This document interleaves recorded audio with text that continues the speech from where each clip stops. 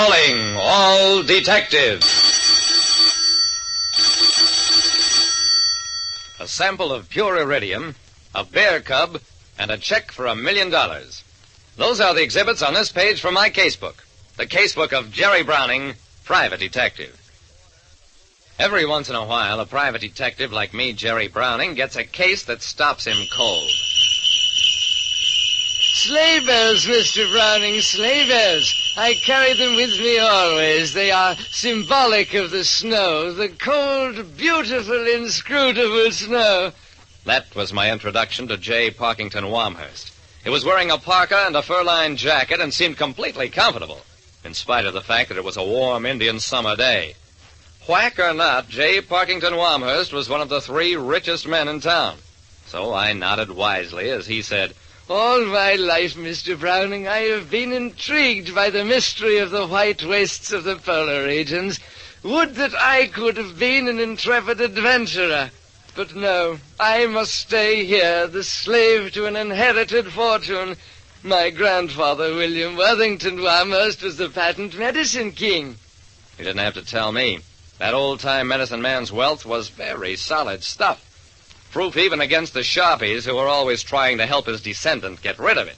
Mr. Browning, 2 years ago, I backed an expedition to the Antarctic. It was my vicarious voyage. I couldn't resist it, even though my attorneys told me I was simply throwing the money away. How much did you put up? Who was in charge of the expedition? I invested $70,000. Johnny Howard was the expedition leader. He arrived back in town yesterday, alone. He'd had a most successful trip. He did, eh? Well, how come there was nothing about it in the papers? Wamhurst leaned close to me, reached in his pocket, dropped something on my desk. It was a blob of dull, silvery metal.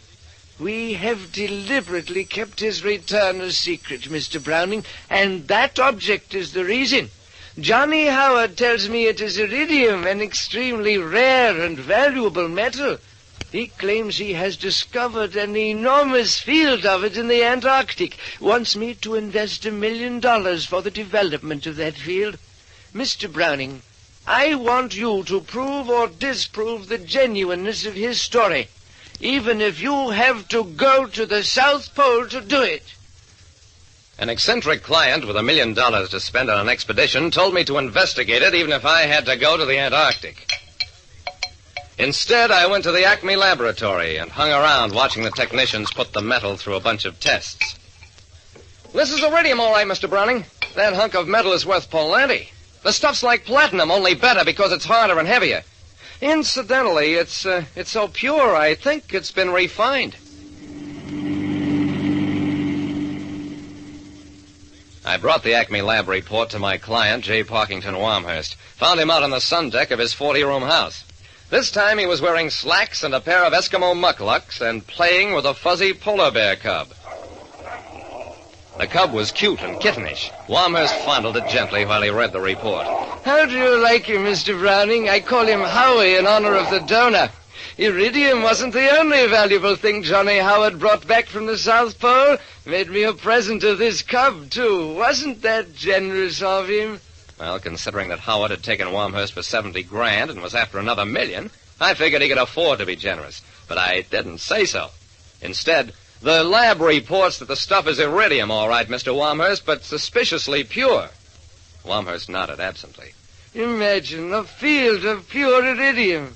Well, Mr. Browning, you've given fast, satisfactory service. Just send me your bill. Send you my... Hey, wait a minute. I've just begun this investigation. Oh, no, you're finished. I am now completely convinced of Johnny's reliability. How do you like that? Give a guy a cuddly bear cub and get the combination to his safe in return. I pleaded with Wamhurst, argued, got abusive, and finally, okay, Mr. Wamhurst, if you say I'm through, I'm through. But I would like a chance to meet a big-time explorer like Howard. Can you arrange it? Why, certainly, certainly. He's staying right here with me. You can meet him at once. But please don't offend him. We left the bear cub snoozing in the sun. In a very handsome suite on the second floor of the house, I was introduced to Johnny Howard, a handsome hunk of man. He was a good 6'3", and his face had the rugged, leathery look that comes only from being out in the elements. Or under a strong sun lamp. Glad to meet you, Browning. You're an explorer also, eh? Digging out crime, unearthing murders, and all that sort of thing? The vigilance that never sleeps. Say, you ought to come back with me to the South Pole. You could get a lot done in the course of a day, 'cause our days are 6 months long.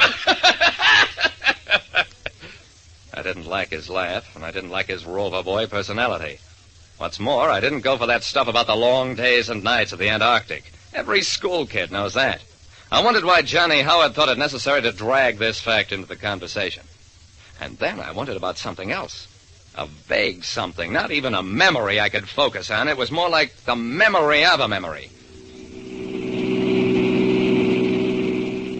I left the Wamhurst mansion, drove to the library. I got a book about polar explorations. I found out that the South Pole is at latitude 60, its elevation 10,200 feet, its temperature 70 below in winter. I couldn't picture Johnny Howard in that. Then I had it. I'd captured that missing memory. I left the library. In front of the bear cages at the city zoo, the head keeper answered my question simply by pointing at a descriptive placard.